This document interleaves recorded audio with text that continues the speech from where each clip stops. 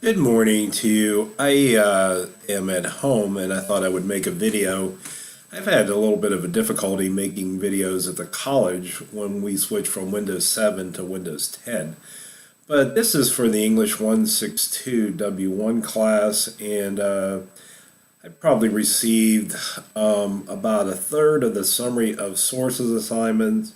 So make sure that you send those to me by the end of this weekend, and I will get those read and completed. One point that I wanted to remind you of is in the upcoming weeks, I believe it's next week, you need to submit the written instructions and make sure to take a look at some of the examples and assignments.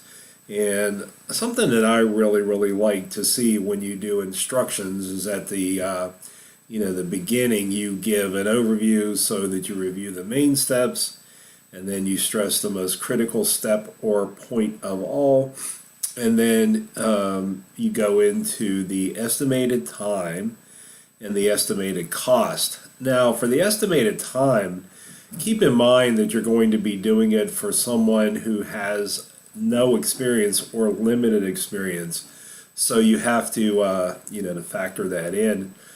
My brother-in-law is a plumber, and I've helped him a few times, but he often replaces toilets for customers, and he actually replaced one for us. And I think it's the standard brand, but it's really a good toilet because number one, instead of using 6 to 8 gallons of water each time that you flush, it only requires about 2 gallons. So you can see it has a pretty significant savings.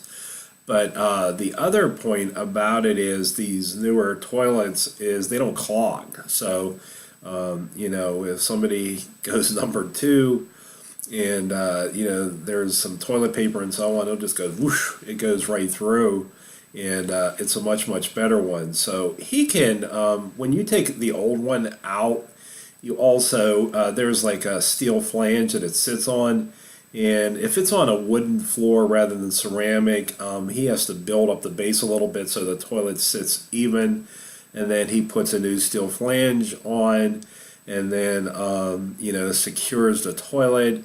And then also you have to caulk around the edge of it. You also have to put this like gasket sort of thing. And so he can do one of those in 45 minutes, but it may take someone that has far less experience 2 or 3 hours. So, and then when you go through, you're required to use 3 to 5 pages with 3 to 5 visuals, but of course you can use more. You don't necessarily have to use one visual for each step, but using more visuals helps. And what I like to see actually is like headings. And so, like I said, with that kind of job is, you'd have a heading for removing the old toilet. And then, of course, you would have a heading for preparing to put a new toilet on, because again, you have to have a real solid base so the toilet isn't crooked and so on. And then, of course, you do put that steel flange right on the floor. And then once that is secure, then you have this like gasket. And then you, of course, the next thing is that you put the toilet on. And one thing that I wanted to say, and I noticed that he does not over tighten them, because if you over tighten them, it can crack the toilet, and that would cause a problem. So anyhow, so you use headings, and then as you go down through, you start your steps with commands like position, adjust, tighten, things like that. And then, of course, you can use like notes or tips. A note is something that you really want to pay attention to. Like I said, you don't ever want to over tighten a toilet. Because, like I said, it can crack.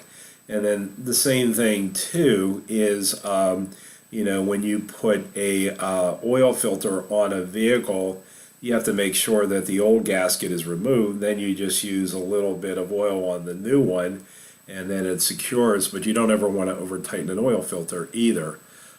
So then, like I said, as you move along, you go down through your steps, you give your notes and tips. And one thing that you can always do in instructions is you can always use like similes or metaphors. And sometimes, like when you're making a cake, it should have the consistency of oatmeal or porridge. And you can do something like that. So typically, most of these are like 12 to about 15 steps, and has at least 3 to 5 visuals, but like I said, can use more. I'm not a big fan of clip art. I tend to like visuals that people take, and then when you get to the end of the document, you want to have final reminders where you review the main steps and then stress the most critical step or point of all. And then you can also say, when you do this for the first time, obviously it's not going to be perfect, but each time that you do it, it gets better and better. So, that's about it. I just wanted to make this video, and I will, go more, get into more information as we go further into the class. Thanks.